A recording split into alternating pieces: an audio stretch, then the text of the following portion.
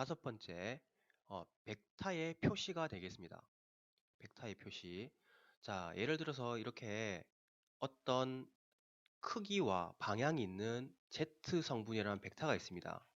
자, 이때 이 Z의 크기를 구하는 방법은 크기, 즉 방향과 각도 이런 거 다 제외한 크기를 구하는 방법은 밑변과 높이를, 즉 밑변은 A, 높이, 즉 B라는 부분이 실제 이 부분과 같기 때문에 B라는 값을 제곱의 루트 형태를 취하시면 절대값을 구할 수 있습니다. Z의 절대값, 즉 지금 현재의 Z는 방향이 있는 벡터입니다. Z의 절대값은 A제곱 플러스 B제곱의 루트가 되겠습니다. 자, 두 번째, 이 벡터의 각도를 구하는 방법입니다. 자, 각도는 삼각함수를 통해서 구할 수 있는데 첫 번째 빗변분의 밑변 코사인 성분이 되겠고요. 그 다음에 빗변분의 높이, 이게 사인 세타가 되겠고요. 마지막으로 밑변분의 높이는 탄젠트 세타가 됩니다.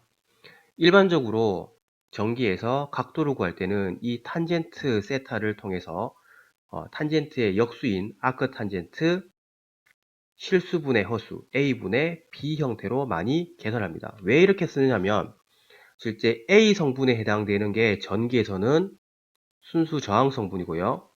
B에 해당되는 게 전기에서는 리액턴스 성분입니다. 즉 임피던스 성분은 전체 값에 해당되기 때문에 이 값을 제외한 R과 X가 존재하는 것은 탄젠트 세타입니다. 하여 각도를 구할 때는 탄젠트를 써서 아크 탄젠트 실수분의 허수 형태로 구한다라고 보시면 돼요. 자, 방금 우리가 벡터를 표시하는 방법에 대해서 하나씩 살펴보는 시간을 가지고 있는데요. 이때 극좌표법, 지수함수법, 삼각함수법, 복소수법이란 걸 이용을 해서 우리가 벡터를 표시를 합니다. 자, 예를 들어서 우리가 앞서 배웠는 순식 값을 기준으로 전기에서 이 벡터 성분, 즉 벡터라는 것은 크기도 있고 방향도 있는 성분을 벡터라고 합니다. 이 벡터 성분을 이용을 해서 어떤 식으로 표기를 하는지 한번 살펴보도록 합니다. 먼저 극좌표법은 어떻게 쓰느냐면 A에 요런 표시되어 있죠. 이게 각도 표시입니다. 각도에 플러스 마이너스 J 세타라고 되어 있습니다. 자, 극좌표법은 어떻게 쓰냐면 즉 전압을 벡터로 표시합니다. 그러면 크기가 되어 있는데 A가 크기입니다. 크기는 시료값을 의미하며 실제 이 부분은 최대값이죠. 이걸 시료값으로 표시하기 위해서는 루트 2로 나눠주시면 됩니다. 즉 시료값은 100 루트 2를 루트 2로 나눠주시면 되니까 실제 시료값 전압은 100V에 해당되고, 그러면 여기서 A에 해당되는 것은 100, 각도는 30도가 되겠습니다. 30도. 자, 두 번째 지수함수법은 크기에다가 익스포넨션 지금 30도죠. 플러스 J 30 이렇게 쓰시면 되고요. 자, 삼각함수법은 크기가 100입니다. 100에 코사인 30도죠. 30도 플러스 J 사인 30도. 자, 여기서 코사인 30도는 계산기를 눌러보시면 2분의 루트 3과 같고요. 사인 30도는 계산기로 계산하시면 2분의 1 값입니다. 그러면 정리를 해보시면 100 곱하기 2분의 루트 3은 50 루트 루트 3 플러스 j 100을 2분의 1로 나누시면 곱하시면 50. 자, 하여 다시 한번 적어보면 이 전압이라는 값은 50 루트 3 플러스 j 50으로 쓸 수 있는데 이러한 방법을 무엇이라냐면 복소수법이랍니다. 복소수법. 이러한 형태를 뭐라고 하냐면 삼각함수법이라고 합니다. 자, 그럼 반대로 우리가 앞서 배웠는 어떤 벡터 성분의 크기 값을 구하기 위해서는 절대값을 씌워준다라고 했는데 이렇게 복소수법을 통해서 구했는 이 벡터를 절대값을 씌워주시면 50 루트 3 제곱 플러스 50 제곱 루트 하시면 얼마가 나오냐면 거의 100V가 나옵니다. 자, 그러면 이걸 통해서 뭘 알 수 있느냐? 크기를 알고 있으면, 크기와 각도를 알고 있으면 이걸 통해서 쭉 이러한 형태로 전개가 가능합니다. 자, 그러면 100V를 구했습니다. 반대로 이걸 이용해서 또 뭘 구할 수 있냐면 각도 또한 구할 수 있습니다. 어떻게? 각도는 아크 탄젠트 앞서 a분의 b라고 했는데 여기서 a에 해당되는 게 뭐냐면 50 루트 3이고요. b에 해당되는 것이 50이에요. 그러면 50 루트 3분의 50는 하시면 각도가 30도가 나옵니다. 30도. 자, 하여 이 관계를 이용해서 우리가 할 수 있는 것이 무엇이냐? 벡터를 표시하는 방법을 배웠고요. 이 표시하는 방법을 통해서 크기와 각도 또한 구할 수 있고 이렇게 구했는 것을 삼각함수 복소수법을 통해서 다시 역으로 이러한 순식값 형태로 계산을 할 수 있다는 것을 배웠습니다. 여기서 반드시 이제 여러분들께서 숙지를 하실 사항이 무엇이냐면 최소한 크기를 구하는 복소수법, 그 다음에 각도, 이 두 개는 숙지를 해두시면 좋은데 왔다 갔다 하는 사항이기 때문에 함께 보시면 더 효과가 좋을 것 같습니다.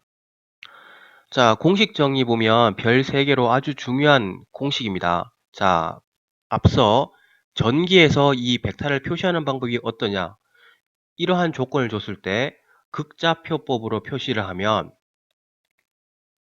전압은 크기, 시로값입니다. 각도가 몇 도?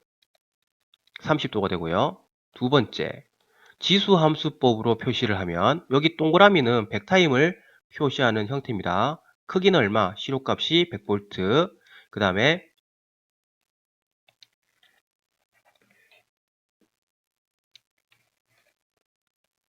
익스포넨션 플러스 j 각도 몇 도? 30도가 되고요. 삼각함수법으로 표현하면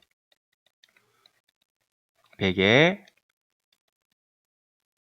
코사인 30도 플러스 j 사인 30도. 자, 이걸 계산을 하면 복소수법으로 표시되는데 코사인 30도는 2분의 루트 3, 사인 30도는 2분의 1. 다시 한번 정리를 하시면 50 루트 3 플러스 j 50. 이렇게 하는 것을 복수수법이라고 합니다. 자, 개념 잡기 문제를 보도록 하겠습니다. A1 벡터가 A1의 세타1. 자, 여기서 점이 찍혀 있습니다. 이것은 벡터고요. 점이 없는 것은 시료값을 의미합니다. A2는 크기 A2의 각도 세타2. 이때 두 벡터의 곱은 얼마가 되겠습니까? 라는 문제입니다. 자, 앞서 제가 설명을 못 드린 부분이 있는데 예를 들어서 A 벡터가 존재하고 B 벡터가 존재했을 때 이 두 개의 벡터, 극형식법으로 존재했는 이 두 벡터를 곱셈을 합니다. 곱셈을 하면 크기는 크기대로 곱해주고 위상은 더해줍니다. 이게 벡터의 곱셈이고요. 벡터의 나눗셈은 크기는 크기대로 나눠주시고 위상은 빼주시면 됩니다. 그러면 여기서 벡터의 곱을 물었기 때문에 크기는 크기대로 곱해주시고 위상은 더해주시는 2번 형태가 되겠습니다. 자, 두 번째 RLC 소자의 특성입니다. 지금 이번 파트부터는 교류에서 저항 성분에 해당되는 R 값과 그 다음에 리액턴스, 그 다음에 임피던스의 특성에 대해서 배우게 될 건데, 그 중에 첫 번째 R만의 회로가 되겠습니다. R만의 회로. R만의 회로의 특성을 한번 살펴보시면 전압 전류가 동상이다 라고 되어 있습니다. 전압 전류가 동상. 자, 지금처럼 전압이 이렇게 형성되어 있고 전류가 이렇게 흐를 때 전압과 전류의 위상차가 존재하지 않을 때, 지금 보시면 위상차가 존재하지 않습니다. 이것을 우리는 R만의 회로다 라고 표현하고요. 두 번째, 주파수와 무관하다. 주파수. 앞서 우리가 오메가라는 각주파수라는 걸 배웠는데, 이 오메가는 다시 쓰면 2파이 F에 해당됩니다. 여기 이 F와 무관하다, 즉 주파수와 무관하다는 겁니다. 주파수와 무관한 회로는 실제 어떤 거에 해당되냐면 순저항 R에 해당돼요. 즉 쉽게 이 순저항 R이라는 것은 우리가 앞서 배웠는 직류 회로에서의 옴의 법칙을 의미합니다. 그러면 전압은 I 곱하기 R, 전류는 R분의 V, 저항은 I분의 V. 즉 제가 여기에 전압 전류를 교류식으로 표현했지만 실제 이 R만의 회로에서는 우리가 앞서 배웠는 옴의 법칙과 똑같이 표현됩니다. 왜? 주파수와 무관하기 때문에 그렇습니다. 똑같은 의미로 리액턴스 허수부가 존재하지 않는다라고 했습니다. 허수부란 것은 뭐냐면 J를 의미합니다. 이 J라는 것은 전기적으로 표현했을 때 크기는 1이고 위상이 90도인 것을 J라고 합니다. 이 허수부가 존재하지 않는다. 즉 실제 순저항과 같다라는 의미가 되겠습니다. 하여 교리에서 이 R만의 회로만 나오는 경우는 극히 드물며 시험에 나오면 이 R만 회로의 특성을 적어봐라 라는 문제가 잘 나옵니다. 그렇다고 해서 R만 회로가 전혀 나오지 않는 것은 아니기 때문에 기본적으로 이 어드바이스 참고와 그 다음에 옴의 법칙 형태로 계산을 한다라는 정도만 알고 계시면 될 것 같습니다. 자, 두 번째 L만의 회로가 되겠습니다. L만의 회로는 교류에서 되게 중요한 의미 중에 한 가지입니다. 일단 L만의 회로의 특성을 보도록 하겠습니다. 이 L이라는 것은 우리가 코일 성분이다 라고 보시면 돼요.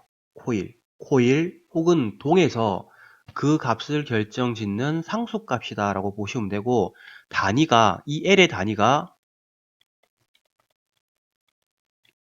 헨리로 쓸 수 있습니다. 저항의 단위는 옴이에요. 하여 이 헨리 값은 저항 값이 아닙니다. 그러면 이것을 저항으로 바꿔주기 위해서는 어떻게 쓸 수 있느냐?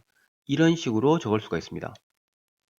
즉, 이 인덕턴스 앞에 오메가 값을 곱해줘야 이것이 저항 성분으로 바뀐다라고 보시면 돼요. 자, 특성을 보시면 첫 번째, 전류가 90도 뒤지는 지상전류가 흐른다라고 되어 있습니다. 전류가 90도 뒤지는 지상전류가 흐른다. 지금 제가 이런 식으로 증명을 해드렸는데 이것은 지금 현상에서 그렇게 필요가 있는 식들은 아니고요. 쉽게 보도록 하겠습니다. L만 회로에서 저항 성분은 보시다시피 유도성 리액턴스를 가지고 있습니다. 정확하게 방향 관계를 표시하면 XL 값은 J 오메가 L, 다시 쓰면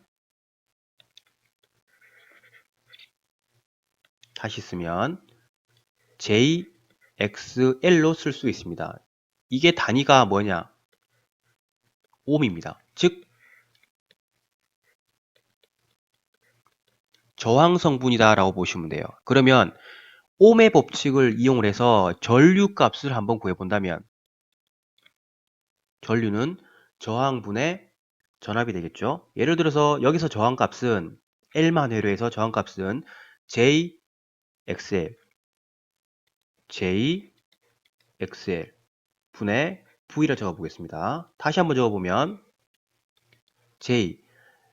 XL은 J 오메가 L 오메가 L과 같죠. 그러면 오메가 L 분의 V 이렇게 적을 수 있습니다. 그럼 다시 한번 적어보면 허수 J를 앞으로 빼내시면 부호가 반대로 바뀝니다.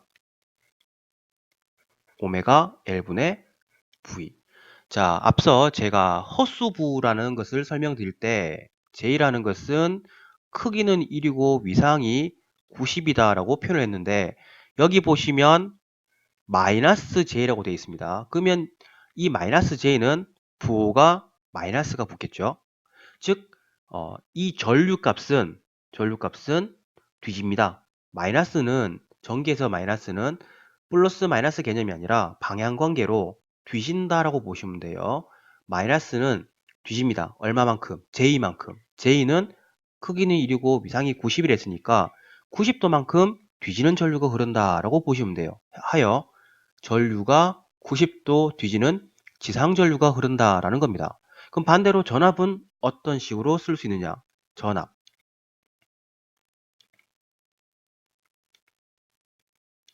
전압은 옴의 법칙에서 전류 곱하기 저항이에요. 저항은 JXL이 되겠고 전류는 IL이 되겠죠. 그럼 여기서는 J 플러스 J가 되니까 앞섭니다. 얼마만큼? 90도만큼 앞서는 형태가 되겠죠. 전류가 뒤지고 전압이 90도만큼 앞섭니다. 즉 여기 보시면 두 번째 인덕턴스는 코일을 의미한다 했죠. 동성분이라 보시면 돼요. 동이나 코일에는 무조건 뭐가 있다? L 성분이 존재한다라고 보시면 돼요. 그리고 이 L은 다른 말로 리액터라고 표시하고 이 리액터를 이용해서 블로 리액터, 직렬 리액터 등으로 사용을 하고 있습니다. 자, 결과를 내봅니다. 중요한 핵심식은 요겁니다. 이거. 옴의 법칙을 기반으로 하고요. 저항값을 이걸 넣으시면 돼요. 단위가 옴이니까 이걸 넣으시면 돼요. 하여 전류는 이렇게 표시를 하고 전압은 이렇게 표시합니다. 자, 이걸 이용해서 개념 잡기 문제를 풀어보도록 하겠습니다. 자, 지금 5mm 헬리의 코일에 자, 단위가 헬리란 말이 나왔습니다.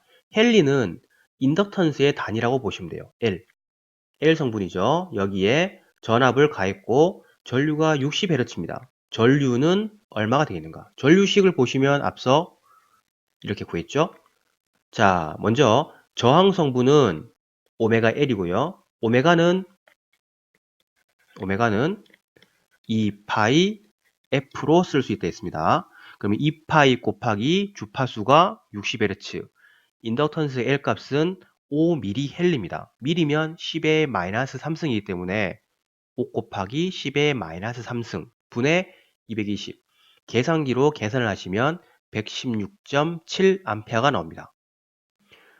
자주 나오는 유형이기 때문에 꼭 기억을 해 두시기 바랍니다.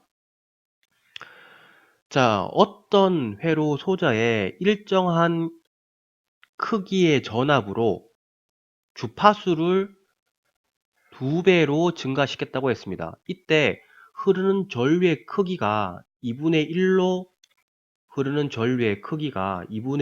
감소하였을 때 이 소자의 종류는 무엇인가 라고 했습니다. 자, 주파수를 2배로 했을 때 전류 크기가 감소한다. 앞서 우리 전류식을 봤을 때 IL은 XL분의 V, 다시 쓰면 2파이 FL분의 V라고 했을 때 전압이 일정이니까 V를 1값으로 봤습니다. 그때 주파수를 2배로 증가시켰더니 전류의 크기가 2분의 1이 되었다. 전류의 크기가 2분의 1이 되었다. 즉 전류와 주파수가 반비례인 관계는 우리 방금 했던 L만의 회로, 즉 코일 성분이 되겠습니다. 자, 세 번째, C만의 회로가 되겠습니다. 중요 표시 돼 있죠? 되게 중요합니다. 일단 기능사 시험을 보기 위해서 여기 있는 내용들은 실제 알고 있으시면 좋겠지만 제대로 공부하기에는 좀 어려운 부분이 있기 때문에 핵심적인 내용만 이제 설명을 드려보도록 하겠습니다. 자, C는 다른 말로 캐패시턴스, 콘덴서라고 의미합니다. 그리고 이 콘덴서는 특징이 전류가 90도 앞서는 특성이 있습니다. 이것을 다른 말로 진상전류라고 해요. 자, 그러면 이게 어떻게 90도 앞서는 전류가 흐르는지 보도록 할게요. C는 단위가 페럿입니다. F라고 쓰고 페럿이라고 읽어요. 즉 저항의 단위가 옴인데 이 C는 표시를 페럿이라고 썼기 때문에 단위가 저항과 맞지 않습니다. 저항이 아니에요. 그러면 이것을 저항으로 바꿔주기 위해서는 어떻게 하면 되느냐면 이러한 형태로 바꿔주셔야 됩니다. 즉 C를 그냥 쓰는 것이 아니라 앞에 오메가를 붙이신 상태에서 오메가 C분의 1값, 이것이 저항 성분이 됩니다. 다른 말로 용량성 리액턴스라고 표시를 합니다. 용량성 리액턴스. 자, 그러면 방향관계를 표시를 해서 이 C를 어떻게 표시하는지 보도록 하겠습니다. XC 값은 J 오메가 C분의 1로 쓰고요. 여기서는 크기만 나타내었기 때문에 방향에 해당되는 J 값은 넣지 않았습니다. 자, 정확하게 방향관계를 넣었을 때 J 오메가 C분의 1로 쓸 수 있고요. J를 앞으로 빼내시면 마이너스 J 오메가 C분의 1 다시 쓰면 여기도 마이너스 J XC라고 적을 수 있습니다. 자, 이걸 이용해서 전류를 한번 살펴보시면 전류 IC 값은 즉 C에 흐르는 전류입니다. 여기 이 전류 값이라고 보시면 돼요. 마이너스 J XC분의 V 다시 쓰면 J 오메가 C분의 1분의 V. 이 J가 이렇게 표시될 수 있고 이렇게 표시될 수 있습니다. 즉 설명을 좀 편하게 하기 위해서 J 오메가 C분의 1분의 V라고 했습니다. 자, 그러면 이 J 오메가 C라는 것이 위로 이렇게 올라가서 정리를 하시면 J 오메가 CV가 됩니다. 즉 결과를 내보시면 C에는 플러스 J만큼의 앞선 전류가 흐른다는 것을 알 수 있습니다. J라는 것은 크기는 1이고 위상이 90이기 때문에 이 C라는 IC에 흐르는 전류 값은 90도 앞서는 전류가 흐른다라는 게 돼요. 자, 그러면 반대로 전압은 여기서 전압식을 구하기 위해서 나머지 J 오메가 C를 이항을 시키면 J 오메가 C분의 IC, J를 앞으로 빼내시면 마이너스 J 오메가 C분의 IC, 즉 전압은 90도만큼 뒤지는 전압이 걸린다라는 게 돼요. 자, C는 다른 말로 캐패시턴스, 콘덴서를 의미하고 이 콘덴서를 이용을 해서 역류를 개선할 수가 있습니다. 역류를. 자, 어떻게 역류를 개선하냐면 우리가 일반적으로 사용하고 있는 부하는 코일 성분이 많은 지상부하입니다. 코일 성분이 많은 지상부하, 즉 모터를 많이 사용을 해서 부하를 기동시킵니다. 전기에서는 전자제품 이런 것들을 전기로 표현하는 것이 아니라 거의 대부분 이제 모터가 담겨 있는 모터를 사용하는 그 전동기, 발전기 혹은 변압기 등을 사용하기 때문에 코일 성분이 많이 담겨 있는 부하를 주로 쓴다 하여 지상부하를 많이 쓴다라고 보고 있습니다. 문제를 푸시다 보면 거의 대부분 문제에서 지상부하라는 말을 많이 보게 될 거예요. 그러면 이렇게 지상부하를 썼을 때 앞서 배우는 특징을 보시면 지상부하에서는 전류값이 어떻다? 90도 뒤진다라고 했습니다. 그러면 이렇게 뒤지는 것을 보상해주기 위해서 뭘 쓰냐면 방금 배웠는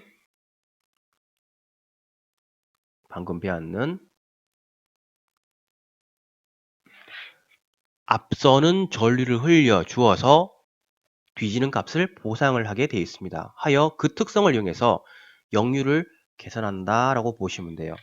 자, 정리를 해보시면 시만의 회로에서는 중요한 성분이 리액턴스, 용량성 리액턴스 이거와 그 다음에 전류값과 전하값을 구하는 방법을 아셔야 됩니다. 자, 이걸 이용해서 개념 잡기 문제를 풀어보도록 하겠습니다. 지금 단위를 보시면 F, 페럿이란 말이 들어갔어요. 그러면 이것은 콘덴서라고 보시면 되고요. 이 콘덴서에 60Hz 100V의 교류전압을 가했더니 흐르는 전류는 얼마가 되겠는가?